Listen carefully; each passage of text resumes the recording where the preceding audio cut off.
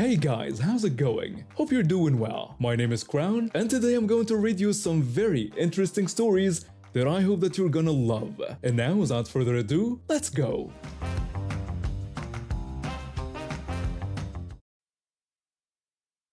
I used to take the bus to work every morning when I first started my job as a laboratory technician. The stop was conveniently located just a few blocks from my apartment, and the bus would drop me off right near the research facility where I worked. Looking back, I probably should have noticed the red flag sooner, but when you're half asleep at 6 a.m., you tend to miss things. I had this whole generic college girl look going on, short purple hair and chunky glasses. Pretty common in a college town, right? Well, apparently not common enough to avoid this whole mess. There was this one bus driver who kept acting weird whenever we'd reach this supermarket 2 stops before mine. He'd just sit there, staring at me through his mirror for like 5 to 10 minutes. He would announce that we had arrived at the supermarket, trying to get my attention. I'd just keep my headphones on and ignore him. I figured he was just running ahead of schedule or something. But as the weeks went by, he started getting more aggressive about it. One morning, he just snapped. He started demanding to know why I wouldn't get off at the supermarket and why I insisted on riding to the research park. When I looked confused, he got even more agitated, asking if it was because of him and if I didn't want him to see where I really worked. He even accused me of lying about where I lived. I told him I didn't understand what he meant, explaining that I worked at the research facility, not the supermarket. He got even angrier, insisting that he saw me there every day and that he could spot my purple hair and glasses from a mile away. I tried to reason with him, pointing out that there were lots of girls with purple hair around here since it was a college town. That's when he really lost it, demanding to know why I never acknowledged him when he came through my checkout line and why I always wore headphones on the bus. That's when it hit me. This guy in his 40s had been stalking some poor cashier at the supermarket, thinking it was me, and then getting mad at me because the cashier, who wasn't me, wouldn't talk to him at work. And he was getting mad at the cashier because I, who he thought was her, wouldn't talk to him on the bus. Every morning after that, he would tell me to have a nice walk and that he'd see me later, all in this weird, passive-aggressive tone. He even started telling other passengers what an ice-cold bitch I was, like, "Sorry, I'm not looking for conversation at 6 a.m. while chugging coffee." I finally got fed up and called the main terminal to complain.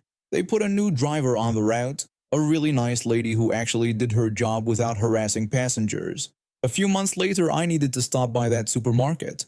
When I was checking out, I finally saw her, the other purple-haired girl with glasses. The funny thing, we looked nothing alike. She was petite and thin with freckles, black glasses, and a completely different shade and style of purple hair. I'm taller, curvier, with purple glasses and a totally different haircut. We made eye contact and there was this moment of recognition. She quietly asked if I rode the bus. When I confirmed and tried to apologize, she just tersely told me it wasn't my fault while shoving my shopping bag at me, clearly wanting me gone. I don't blame her. I never saw her again, and I have no idea what happened to that creepy bus driver. But sometimes I still think about how this guy managed to convince himself that 2 completely different people were the same person just because of purple hair and glasses. The whole thing was just bizarre. I mean, who gets that obsessed with someone who clearly wants nothing to do with them, and then gets angry at a completely different person because they think it's the same person ignoring them? The entitlement of thinking that either of us owed him our attention is just mind-boggling. Let me give you some context. I was diagnosed with multiple sclerosis 3 years ago.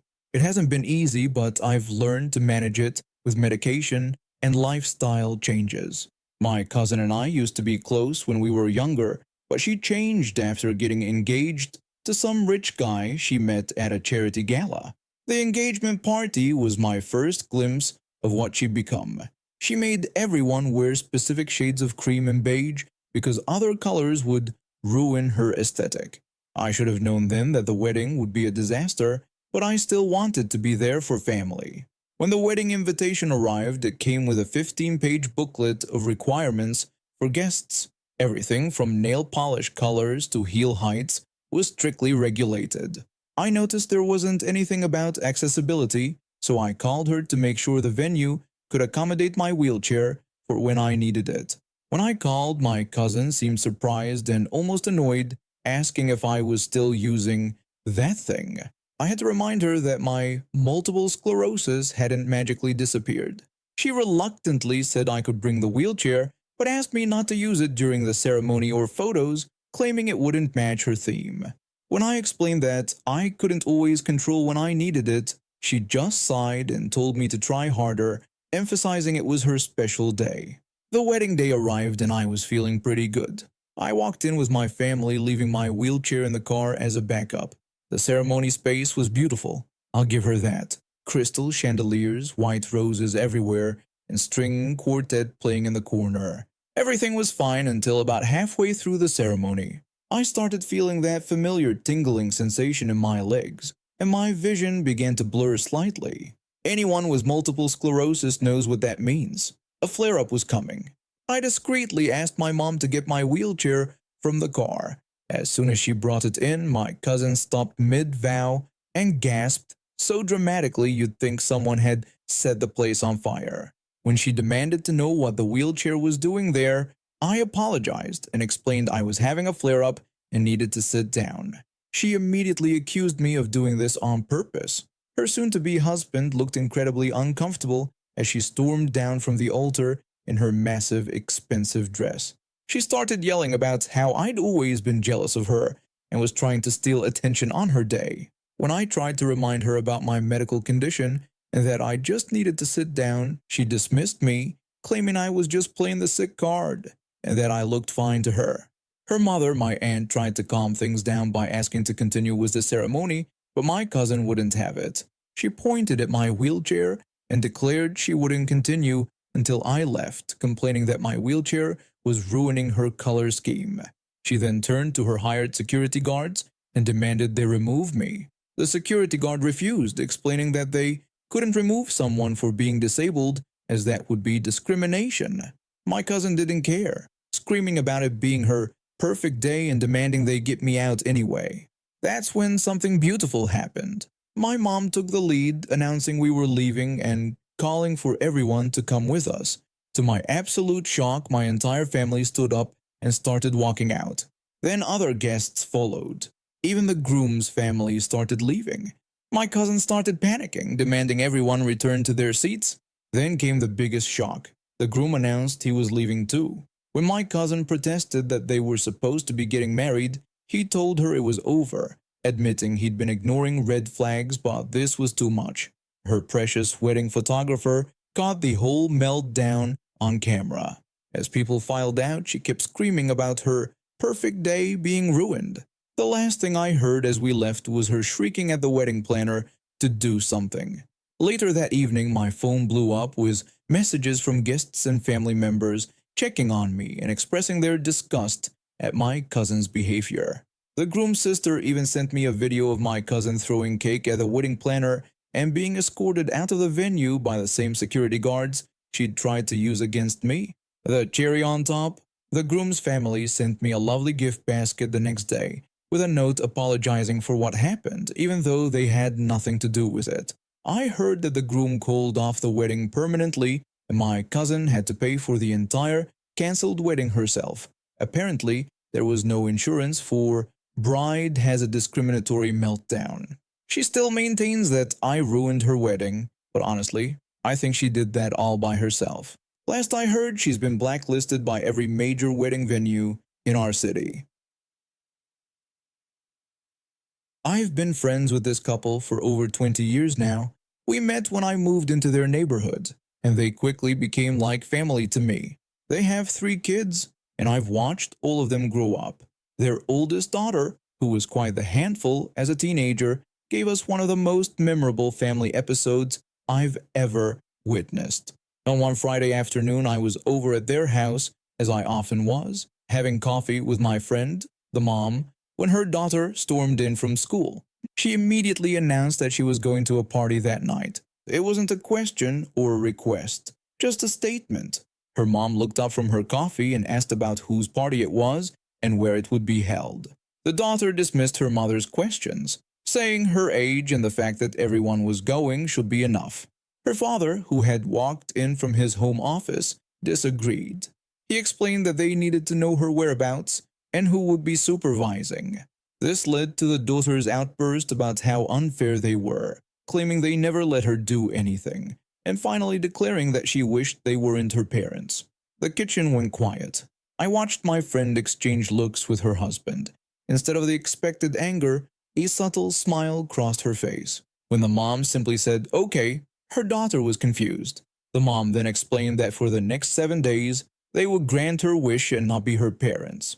She could continue living there, but they would treat her as an independent adult. The daughter just smirked, grabbed her bag, and left for the party. She came home the next morning looking quite pleased with herself. I came over that evening. I wouldn't miss this for the world, just as everyone was sitting down for dinner. The mom served plates to everyone except her oldest. When the daughter asked about her dinner, her mother reminded her of her new independent adult status and directed her to the kitchen, mentioning there was plenty of food in the fridge. The daughter protested that she didn't know how to cook, to which her mother simply suggested looking up YouTube tutorials. She ended up making herself a sandwich. Monday morning brought even more reality checks. The daughter complained about her uniform not being clean, and her mother simply pointed out the location of the washing machine and detergent. When the daughter admitted she'd never done laundry before, her mother just remarked that there's a first time for everything. She went to school in a wrinkled uniform.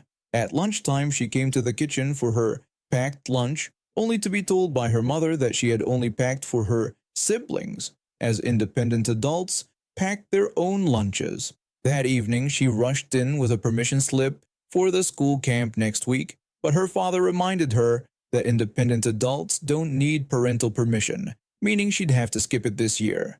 I was there when she returned from school the next day, fuming because her year advisor had called her parents and agreed with their approach. Tuesday evening brought the hockey practice situation. When she asked her father for a ride, he reminded her that independent adults arrange their own transportation. She complained about the distance being too far to walk, to which he suggested she could call a taxi. She missed practice, which meant she couldn't play in the weekend's game. By Wednesday, the independent adult was breaking down. She started apologizing profusely, begging them to be her parents again. Her mother asked if she was sure, questioning if there would be no more complaints about boundaries and rules. The daughter agreed eagerly, promising to follow the rules. When her mother specifically mentioned the rule about asking permission before going to parties, the daughter readily agreed, even offering to tell them where she was going and who would be there. She just wanted to know if her mom would make dinner that night. They didn't drag out her suffering.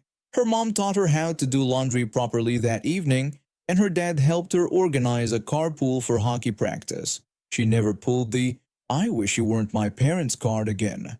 A couple of years later, when she was heading off to university, she actually thanked her parents for that week. She said it taught her more about independence and responsibility than any lecture could have. She even admitted she'd used some of those YouTube cooking tutorials to impress her roommates in her dorm. Now that she's an actual adult with her own place, we sometimes joke about her Independence Week.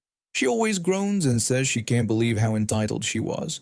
Her younger siblings never tried pulling that stunt. They'd learned from their sister's experience that their parents were masters of creative consequences. I've been a fuel delivery driver for the past 7 years. Started right after college when I realized my business degree wasn't going to pay the bills as quickly as I'd hoped. Turns out, I actually love this job. Decent pay, I get to be on my own most of the day, and I take pride in keeping our city running. Without us fuel drivers, every gas station would run dry within days. The only downside is dealing with entitled people who think their time is more valuable than everyone else's. Like this incident from last week that still has me chuckling. I was making my regular delivery to this gas station downtown. Now, this one station has their tank access lids right by the parking spots. So when I need to dump fuel, I have to block all the parking spots in front of the building. Usually, if there are cars parked there, I just wait patiently until they leave. During busy times, I put out cones as spots open up to keep them clear until I can get my truck positioned properly. On this day, I had just placed my last cone when this woman in a shiny new Tesla decided she was too important to park 50 feet away like everyone else. She actually got out of her car, moved my cone, and parked right in front of the door. I walked inside to politely ask her to move, explaining that I needed to deliver fuel and would need that spot. I even asked nicely if she would mind parking in the other area. Her response? She rudely told me to get bent and said I could wait until she was done. Alright, if that's how she wanted to play it. I went back to my truck and pulled up behind her Tesla, leaving about 2 inches between my truck axles and her bumper. I set my brakes and started hooking up my hoses. Because of her car being in the way, I couldn't park in the ideal position, which meant my large 3-inch hose wouldn't reach.